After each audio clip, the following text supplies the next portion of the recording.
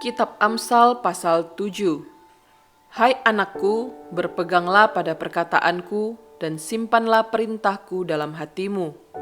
Berpeganglah pada perintahku dan engkau akan hidup. Simpanlah ajaranku seperti biji matamu. Tambatkanlah semuanya itu pada jarimu dan tulislah itu pada loh hatimu.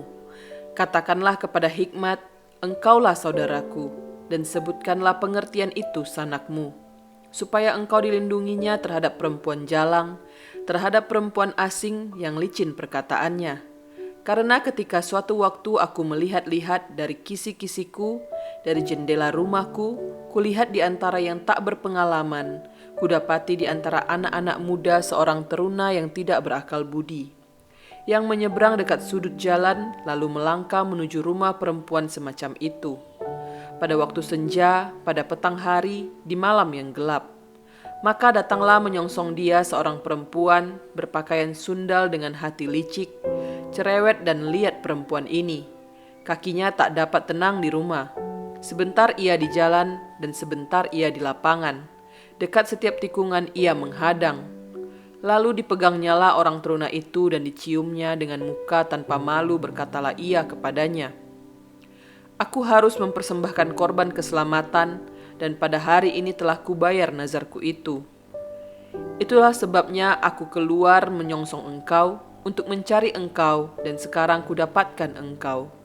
Telah kubentangkan permadani di atas tempat tidurku, kain lenan beraneka warna dari Mesir, pembaringanku telah kutaburi dengan mur, gaharu, dan kayu manis. Marilah kita memuaskan berahi hingga pagi hari dan bersama-sama menikmati asmara. Karena suamiku tidak di rumah, ia sedang dalam perjalanan jauh. Sekantong uang dibawanya, ia baru pulang menjelang bulan purnama." Ia merayu orang muda itu dengan berbagai-bagai bujukan, dengan kelicinan bibir ia menggodanya. Maka tiba-tiba orang muda itu mengikuti dia seperti lembu yang dibawa ke pejagalan, dan seperti orang bodoh yang terbelenggu untuk dihukum. Sampai anak panah menembus hatinya, seperti burung dengan cepat menuju perangkap, dengan tidak sadar bahwa hidupnya terancam. Oleh sebab itu, hai anak-anak, dengarkanlah aku. Perhatikanlah perkataan mulutku, janganlah hatimu membelok ke jalan-jalan perempuan itu, dan janganlah menyesatkan dirimu di jalan-jalannya. Karena banyaklah orang yang gugur ditewaskannya, sangat besarlah jumlah orang yang dibunuhnya. Rumahnya adalah jalan ke dunia orang mati, yang menurun ke ruangan-ruangan maut.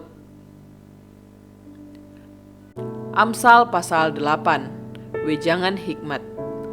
Bukankah hikmat berseru-seru dan kepandaian memperdengarkan suaranya di atas tempat-tempat yang tinggi di tepi jalan, di persimpangan jalan-jalan di sanalah ia berdiri. Di samping pintu-pintu gerbang di depan kota, pada jalan masuk ia berseru dengan nyaring. Hai para pria, kepadamulah aku berseru. Kepada anak-anak manusia kutujukan suaraku. Hai orang yang tak berpengalaman, tuntutlah kecerdasan. Hai orang bebal, mengertilah dalam hatimu.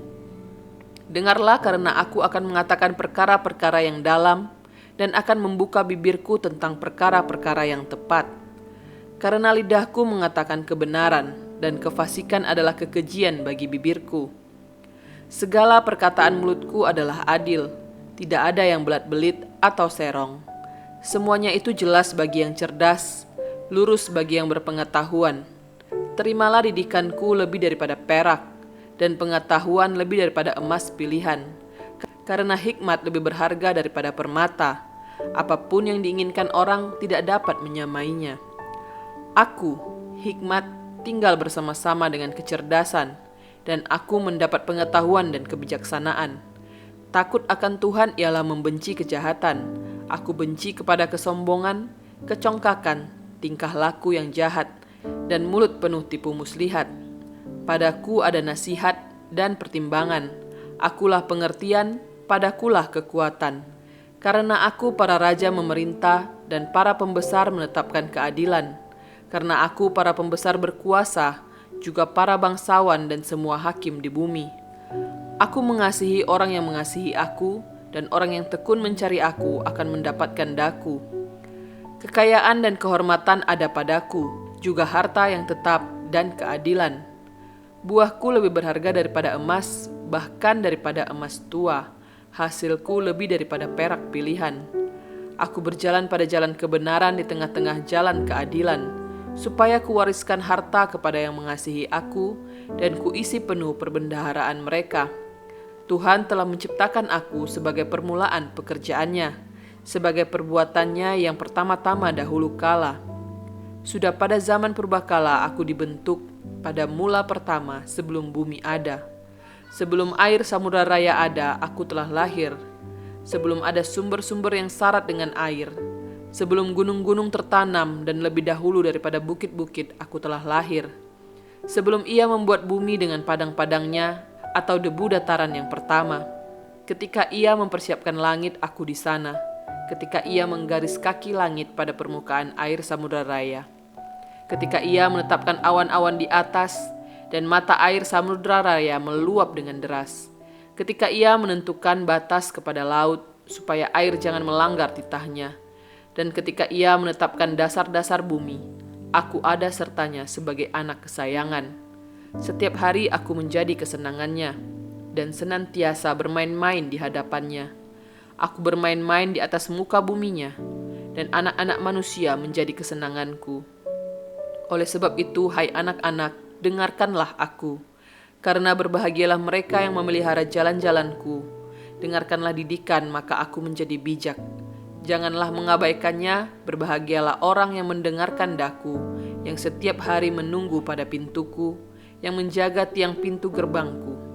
Karena siapa mendapatkan aku, mendapatkan hidup, dan Tuhan berkenan akan dia. Tetapi siapa tidak mendapatkan aku, merugikan dirinya. Semua orang yang membenci aku mencintai maut.